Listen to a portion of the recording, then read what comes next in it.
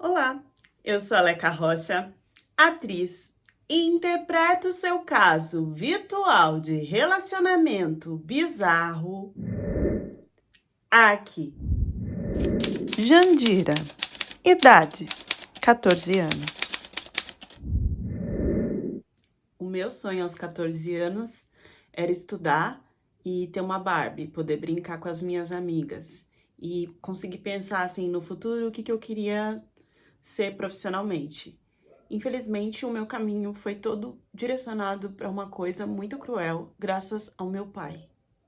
E até hoje eu me sinto muito culpada, porque isso, querendo ou não, afetou a minha mãe a perder a vida dela. Eu tenho certeza que a minha mãe morreu de desgosto.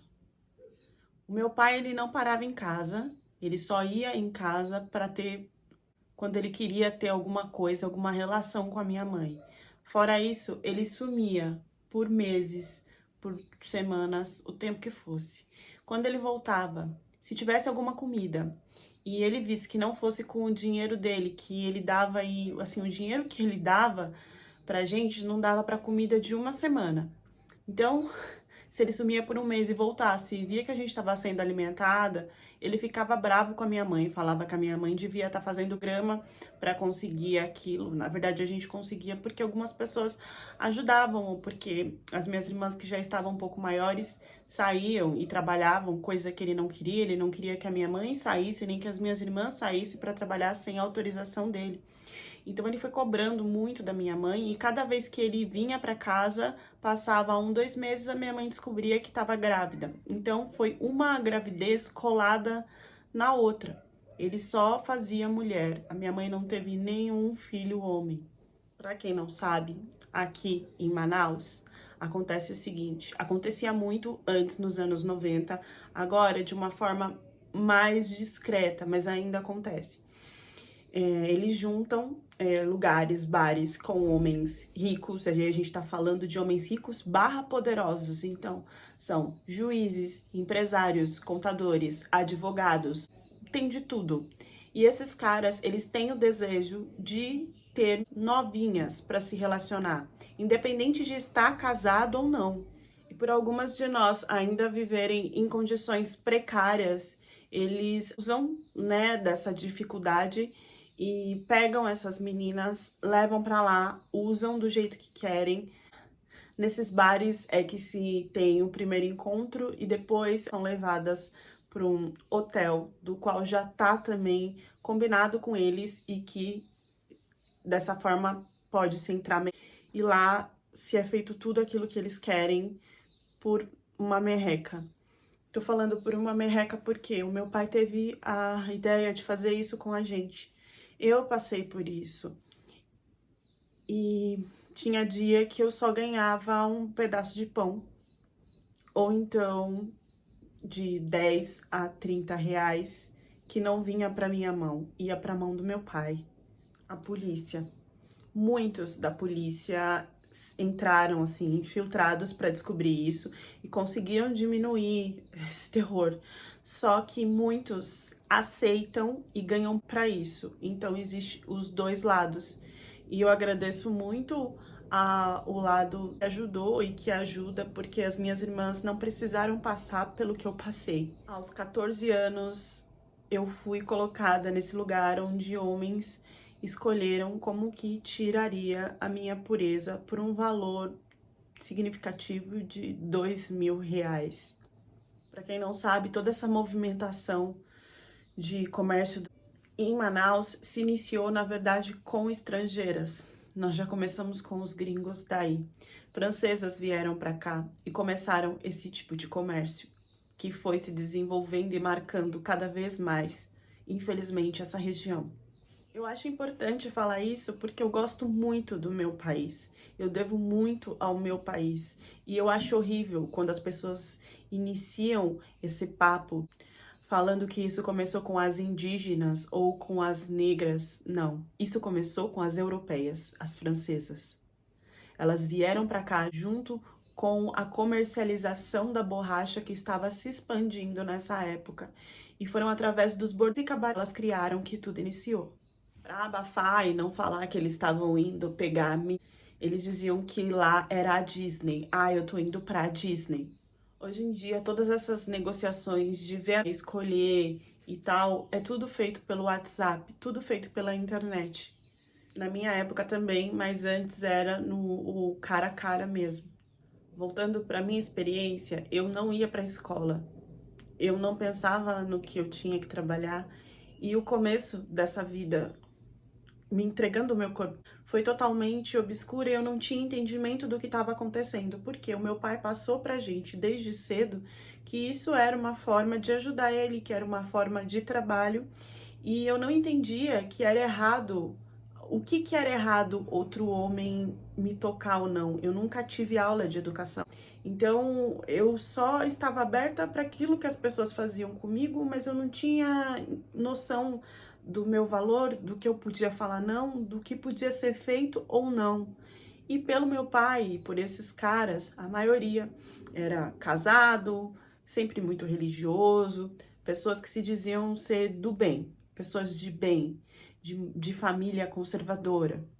E eu acho que esse é o meu primeiro alerta, porque esses caras, eles batiam o martelo de que tanto meninas como meninos não deviam ter esse tipo de educação na escola. E eu tenho certeza que eles falavam isso porque a partir do momento que a criança sabe o que pode acontecer com ela e o que é errado, ela vai sair falando pro mundo. E desse jeito, vocês acreditem ou não, realmente a estrutura familiar desde pequena leva a gente para o que a gente acha que é certo ou errado, porque eu não tive direcionamento sobre isso e eu achava que o que eu estava fazendo ali era normal. Demorou muito tempo para eu entender que eu estava sendo invadida e que aquilo estava errado. Com isso, óbvio que a minha mãe, sabendo de tudo, ela foi emocionalmente guardando sei lá o que dentro dela, a ponto dela ficar com aquela doença ruim que todo mundo já sabe e ir embora com certeza de desgosto. Em um desses eventos em que o meu pai me levou, tinha uma festa que era tipo num barco, né, com homens lá, e tinha um cliente meu que ele era totalmente apaixonado por mim e queria manter mais contato. Eu não tinha celular, eu não tinha contato nenhum, quem fazia tudo isso era o meu pai. E esse cliente, para ter mais contato comigo, ele me deu um celular de presente. E óbvio que ele pagava a internet, porque se eu fosse depender do meu pai para ter internet, eu também não teria nada. O meu pai não me comprava calcinha, não me comprava nada. Eu comia nesse lugar e comia o que sobrava em casa quando ele aparecia, ou de repente alguma coisa que a minha vizinha me desse. Reforçando, eu fazia isso às vezes, essa coisa, eu dava muitas vezes por comida, ou então por 10 barra 30 reais. Bom, esse cliente me deu esse celular porque ele queria que eu mandasse foto para ele. E aí o meu pai pegou isso e começou a também cobrar pelas fotos e também pelo tempo que eu conversava com ele nesse celular. Até que meu pai foi, tipo, liberando mais e mais esse telefone e eu comecei a usar esse telefone como fuga para os poucos momentos que eu tinha para respirar e tentar pensar em não acabar com a minha vida, porque eu já estava tomando consciência do que estava acontecendo. E o meu pai, ele queria que eu cuidasse da casa inteira, então assim, eu praticamente não tinha tempo para nada. Eu comecei a espairecer e assim, procurar um jeito de ficar melhor, de respirar com coisas desse celular. Esse cliente, ele tinha me dado um chip que ele tinha apagado tudo. Mas eu lembro que no WhatsApp ficou alguns contatos, e em um desses contatos tinha o contato desse norueguês que eu comecei a conversar.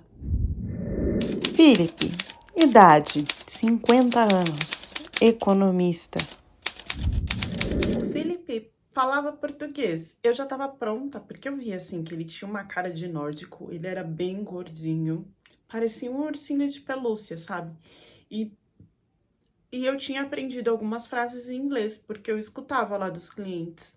Eu já tava pronta para falar algumas frases em inglês, mas ele sabia português. E a gente começou a conversar, e eu meio que desabei no terceiro dia. Porque era como se eu prendesse a minha atenção conversando com ele para tirar a atenção da realidade. E nesse terceiro dia a gente começou a abrir coisas que quando eu vi eu tava contando para ele tudo de ruim que acontecia comigo e que eu não conseguia fugir. E ele conversava comigo não como namorado, e eu não era como amigo, era como pai. Era muito estranho, parecia que ele era meu pai, que ele ia cuidar de mim. sabe? Ele mandava foto de pijama com moranguinho, umas roupinhas assim, que tinha lá na Noruega e que eu ia gostar de usar. E ele também mandava foto de ursinho, sorvete, doce. Ele me acolhia como pai. Em todas as conversas, ele nunca pediu foto de nada e nunca falou que eu era bonita. Não sei, a troca era muito genuína, pelo menos naquela idade eu entendia assim. Talvez eu já tenha enxergado no primeiro oi dele um jeito de fugir dessa situação que eu tava vivendo aqui em Manaus. Então, o inglês que eu sabia era horrível, dava vergonha, né? E aí ele falava de me ensinar, ele começou a tentar me ensinar inglês. Era muito feio o meu sotaque, mas eu falava mesmo assim. Porque ele dizia que era um jeito, né? Se algum dia eu conseguisse sair do país, eu poderia falar inglês. E aí ele falava que lá na Noruega também dava para aprender norueguês se eu soubesse inglês, se eu soubesse português, não. Aos poucos, assim, ele ia mostrando coisas que me dava a entender que um dia talvez eu conseguisse ir para a Noruega ou ele me ajudasse com isso. Ele me mostrava os lugares, as escolas, chegou a me mostrar brasileiras, grupos de brasileiras que estavam vivendo lá, felizes, e como se era seguro, como lá era proibido esse negócio de fazer isso com as meninas. E aí, quando eu abri mesmo para ele o que que fazia comigo, o que que faziam comigo, ele falou que ia me ajudar, que ele ia denunciar, mas eu também tinha medo de denunciar o meu pai. Mas aí ele falou que de qualquer jeito ele ia arrumar uma forma de vir até o Brasil assim que ele pudesse e que ele ia me tirar de lá do Brasil para levar para Noruega e que ele ia conversar com meu pai e que ia dar certo. E ele prometia que ele não queria nada ligado a romance ou a relação. Ele só me via como uma filha que ele nunca teve, porque ele nunca teve esposa e ele sempre quis ter família e talvez fosse a oportunidade dele ter uma filha do lado e agora era a oportunidade dele adotar. E talvez eu não fosse nada pro meu pai e meu pai nem desse falta. Às vezes eu achava que ele estava mentindo, que tudo aquilo era só para me iludir, mas eu vou falar que eu estava muito feliz dentro dessa ilusão, perto do terror que eu vivia na minha casa. Era um homem mais velho. E quando eu vi, eu tava, sei lá, dormindo, falando com ele. E era tão de qualidade as coisas que ele me mostrava.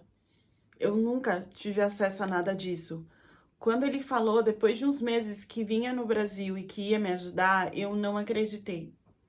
Eu chorei, eu acho que copiosamente, por mais de uma noite. E ele me mostrou a passagem e eu não acreditei. Eu tava com medo também de que meu pai de repente pegasse o meu telefone, porque antes ele pegava, mas ele simplesmente começou a me largar de mão, até porque tinham outras filhas para ele fazer a mesma coisa e ele meio que revezava isso. Ah, enfim, eu fiquei esperando que o Felipe viesse. Só que eu era muito ingênua. Eu ainda não tinha 18 anos quando isso estava acontecendo. E eu não podia ir para Noruega antes dos 18 anos. Não teria como. Então, na verdade, o que aconteceu foi que o Philip, quando chegou aqui, ele não me avisou. E eu não sei como, ele fez contato primeiro com o meu pai. E eu encontrei o Philip como cliente nesses bares da Disney. O Philip chegou lá na maior cara de pau e fez, o que quis comigo. Ele não dirigiu a palavra a mim, até porque ele estava com mais amigos que foram com outras meninas. E quando acabou tudo, eu não sei explicar o terror que passava na minha mente, porque ele era a única esperança que eu tinha de fugir dali. A partir daquele momento, o Felipe falou que eu só iria atender ele por todos os outros dias. Minha cabeça, ela estava tão confusa sobre tudo que eu não queria acreditar que a minha esperança tinha ido embora, que eu ainda pensava que eu podia suportar tudo aquilo do jeito que parecia que ele tinha me enganado para ir embora para Noruega. E um desses dias eu não aguentei e eu questionei ele como que ele tinha coragem de fazer isso comigo, depois de tudo que ele tinha contado totalmente diferente para mim no WhatsApp. E ele me falou que, na verdade, estava tudo certo, que a gente ia casar, que ele ia me tirar de lá, só que ele não podia fazer isso antes que eu completasse 18 anos. E que, por isso, nesse momento, isso era a única coisa que ele podia me dar. Ou seja, me invadir daquela forma. Acabou que o Felipe comprou uma casa para o meu pai, deu dinheiro e condições para que ele fizesse isso, uma casa bem melhor. E quando eu completei 18 anos, o Felipe realmente voltou para casar e para resolver tudo. Só que eu não queria mais isso. Ele ficava indo e voltando da Noruega só para me usar e trazia sempre outros homens que também acabava com as meninas e que eu ficava sabendo de tudo que acontecia. Eu não queria mais estar com aquele homem. Eu pensei que eu teria um pai ali, não que eu teria o monstro que ele se transformou. E por isso eu tentei fugir. Eu tentei ver com uma tia que eu tinha em outra região do Brasil, se tinha alguma forma de eu ir pra lá. Eu contei tudo pra ela enquanto eu tinha esse celular. Até porque assim, teve o tempo, né, de eu conversar com o Felipe por esse celular e também com um cliente que gostava de mim. Depois esse cliente simplesmente desapareceu, o celular ficou comigo e depois de um tempo o Felipe me deu um outro celular mais moderno e mais tecnológico para conseguir falar com ele à distância. Na verdade, para mandar as coisas que ele queria que eu mandasse para satisfazer ele de longe. Então eu usei isso para conversar com a minha tia e eu tinha preparado uma fuga de caminhão. Eu já sabia que o caminhoneiro ia querer usar de mim para que eu chegasse em outra região, mas eu já não estava mais nem aí. Eu estava aceitando qualquer coisa para fugir daquilo. E foi tudo programado, tudo direitinho. Mesmo com o Felipe lá, eu tinha certeza de que eu ia conseguir. Mas infelizmente o caminhoneiro avisou meu pai. Meu pai deu uma quantia de dinheiro pro caminhoneiro, eu sei lá o que aconteceu, que eu fui pegando flaga e eu não consegui. E na verdade o que o meu pai fez eu fazer foi casar com o Felipe. Mesmo assim, eu ainda achava que eu estava saindo na vantagem, porque para mim ir para a Noruega era uma forma de se ter uma qualidade de vida melhor e de conseguir alguma coisa por lá. O Felipe conversou comigo e ele novamente me prometeu que ele não ia me manipular, não ia me controlar, o que eu quisesse fazer, eu faria, que eu ia ter curso para aprender norueguês, que eu podia sair para onde fosse, não sei o quê. E os primeiros meses realmente foi isso. Foi super tranquilo. Assim que eu completei a idade, fiz toda a documentação para ir para a Noruega. Os primeiros meses foi super de boa e ele fazia a linha de que não era ciumento. Ele me deixava sair e conectar com as pessoas que tinham lá do Brasil, né? Porque eu não sabia falar o norueguês e o inglês ainda era muito horrível. Então eu saía para o curso com as pessoas do Brasil. O que eu não sabia era que quando eu cheguei na Noruega, ele trocou meu celular por um celular mais moderno ainda. E eu achei que não precisava, o outro estava intacto. E eu não sabia que, na verdade, o que ele tinha feito era o quê? Como ele que comprou, o chip, né, e o aparelho, ele tinha controle de tudo, sem eu saber. Ele ligava na operadora, através de um código login que eles mandavam, ele conseguia digitar lá em uma plataforma e ter acesso a tudo que eu fazia no meu celular. Acesso a fotos, a mensagens que eu mandava, e-mails, tudo que eu fazia. Ele estava me espionando sem saber. E óbvio que nesse encontro de estudar e com brasileiros e tal, eu conversei com outros homens brasileiros, com brasileiras também. E isso foi surgindo um ataque de ciúmes nele, a ponto dele me mostrar tudo que ele estava vendo, que eu juro pra vocês, não era nenhum tipo de relação nem nada. Eu só tava tentando me socializar, coisa que eu nunca tinha feito antes. E ele falou que eu nunca mais ia trair ele daquela forma. Me tirou o celular, me tirou do curso, me tirou de tudo. E começou a exigir mais coisas, que eu fizesse mais coisas dentro da casa. A alimentação que era normal, ele começou a cortar. E quando eu falava que eu tava com fome, ele mostrava os restos no lixo para eu comer. Também me assustava, colocando fogo assim perto, dizendo que quanto mais eu pecasse, eu fizesse coisas ruins, ou seja, aquilo que ele não queria, mais eu ia sentir o fogo do inferno. O banho, eu não podia tomar. Primeiro que eu não falei pra vocês que a gente foi pra uma região sul da Noruega, e era uma região muito próxima da Tailândia, alguma coisa assim, porque tinha muita tailandesa lá. Até quando eu andava na rua, eu olhava e eu via, tipo, as tailandesas com os homens mais velhos, e dava pra ver no olhar delas que elas não queriam aquilo, que elas estavam forçadas, ou sei lá por que elas estavam, mas eu me identificava muito com elas. Eu tava com um cara gordo, velho, enfim, a gente não podia tomar banho todo dia porque a água que era quente era pouca, alguma coisa assim. E aí me veio a lembrança do paninho, que é uma coisa que me faz gorfar. Porque desde que o Felipe foi pro Brasil, ele sempre usava um paninho, ficava passando um paninho no rosto. E eu não imaginava que aquele paninho fazia parte de todo o banho que ele não tomava, mas que ele usava no corpo dele. Porque ao invés de tomar banho, ele passava paninho pelo corpo inteiro para dizer que estava higienizado. Então era nas axilas, era nas partes. Ele limpava com pano e água e um perfuminho. E ele dizia que era para a pele não envelhecer, para o óleo da pele não sair, não ressecar. Eu sei que era uma coisa muito nojenta e que mesmo a gente tendo relações, porque ele exigia que tivesse relações todos os dias. Então, depois das relações, a única coisa que se sobrava era esse paninho para limpar. O que não limpava, o que piorava a situação. Depois de um tempo ele começou a falar que ele tava enjoando de mim. Eu tava depressiva, eu tinha crises, eu tinha engordado muito. Ele começou a falar que não tinha mais atração por mim. E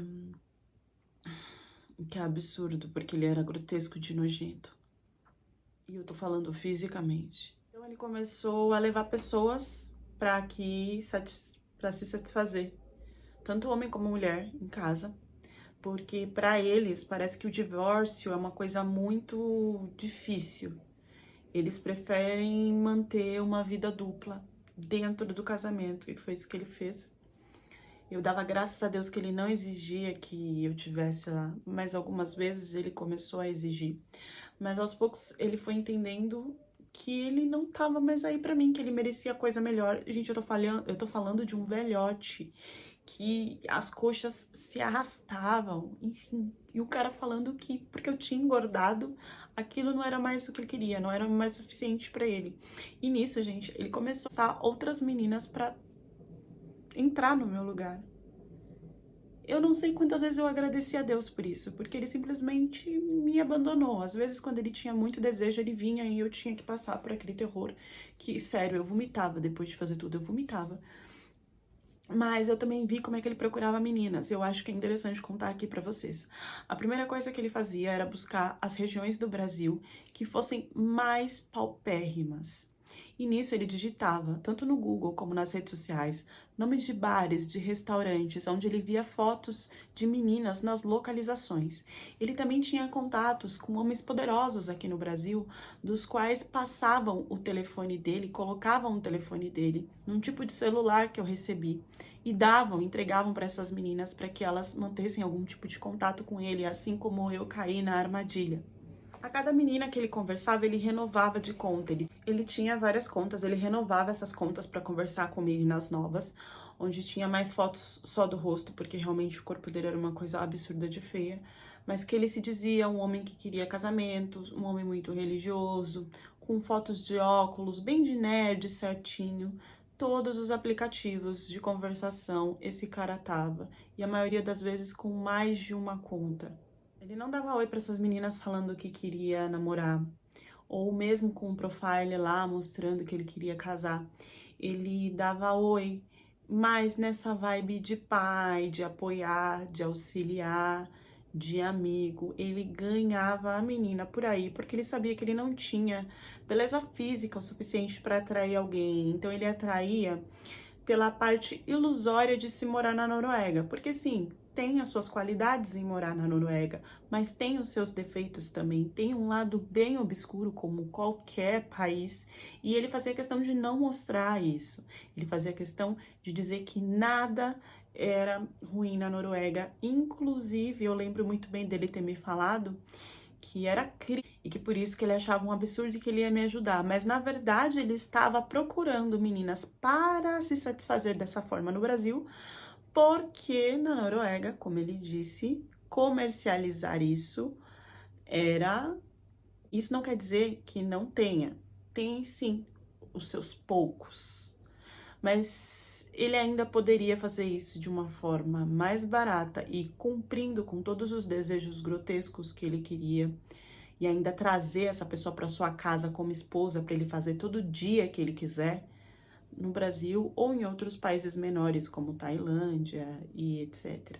O mais absurdo é que eu vi ele tentando com o meu pai pegar uma irmã minha mais nova para assumir o meu lugar. Eu não sei o que aconteceu, que isso não rolou, mas eu vi ele tentando isso e foi assustador. Também vi ele cobrando meu pai por aquilo que ele tinha dado para ter uma casa, ou cobrar alguma coisa assim, como se eu não valesse mais, como se eu não tivesse valido muito tempo. Eu tenho muita vergonha de falar por quantos anos eu fiquei na Noruega, passando por isso até ele enjoar, porque não foi assim, gente, de um mês, não, tá? Foi mais de um ano, foi mais coisa. Eu não quero abrir essa parte. E chegou o momento do descarte. Porque sim, ele resolveu, depois de muito tempo, me descartar porque eu não estava mais satisfazendo ele fisicamente. Eu já tinha percebido uns meses anterior e eu já estava ficando muito perturbada porque ele não me deixou aprender a língua, ele não me deixou trabalhar. Ele iria me largar onde? Como? Eu não sabia das regras, eu não sabia de nada. Ele ainda quis fazer uma negociação comigo que ele poderia me conectar com brasileiras e comunidades lá na Noruega se eu fechasse a minha boca e nunca contasse como que eu cheguei lá e como que tudo tinha acontecido, e aí até fazer um divórcio negociável a partir disso, onde eu não teria, onde tudo que seja da parte financeira ou seja de qualquer outra coisa, tudo seria decidido por ele. E eu, no desespero, depois de tanta coisa, eu acabei aceitando isso. E foi assim que eu consegui me separar dele. Ele me descartou. Na verdade, foi ele que não quis mais, porque ele tinha tanta autoestima e tanto poder entre os países menores que ele sabia que ele podia me trocar e escolher a menina que ele quisesse a hora que ele quisesse. Depois de um tempo passado de separação, de eu aprender, me ferrar para aprender tudo sozinha, me ferrar para conseguir trabalho, enfim, conversando com outras mulheres, elas me fortaleceram de que eu denunciasse ele. Mas além de já ter muito tempo, as tentativas que eu fiz, elas foram totalmente negativas, porque se foi aceito, né, pelo juiz e por todo mundo, de que eu sempre fiz programa na minha vida e que na verdade o que ele fez foi me dar uma vida melhor. Então eu estava aceitando aquilo em troca de uma qualidade de vida melhor. Eu estava ali como uma garota de grama que estava sendo muito bem tratada, já que passava muito pior no meu próprio país. Acreditem ou não. Qual é o número de estrangeiros que observam o Brasil como turismo, não só do sexo, mas matrimonial também? E não é matrimonial porque acham as brasileiras inteligentes e mulheres com personalidades fortes, não. É porque aqui eles encontram, por um preço bem menor, uma mulher bonita, com um corpo desejado, uma mulher vibrante, que vai doar a sua energia, seja para o trabalho ou para o trabalho né, para eles, para servir eles. Hoje eu estava assistindo um vídeo no Reels do Instagram, onde um americano, lá pro lado do Amazonas também, ele tá lá visitando, né, ele grava tudo, ele virou e falou assim, uma amazonense linda, assim, linda, varrendo Aí ele vira e fala assim: eu tô apaixonado por ela, porque ela sabe como fazer um açaí, ela sabe como limpar, ela sabe como cozinhar e ela sabe como mexer o corpo. Nenhuma dessas deveriam ser qualidades para se observar em uma mulher na hora de se apaixonar por ela. Nós precisamos ensinar as nossas meninas, os nossos meninos, sim, a ter educação na escola, porque isso talvez já faria essa menina tentar fugir, eu não sei como, gente, mas pelo menos entender de alguma forma o que estava acontecendo com ela desde o início. Nós precisamos cortar a raiz desse problema, dessa imagem que se tem de fora, que aqui o Brasil é um lugar onde você consegue explorar as mulheres. Deixem as reflexões de vocês nos comentários e até a próxima história do canal.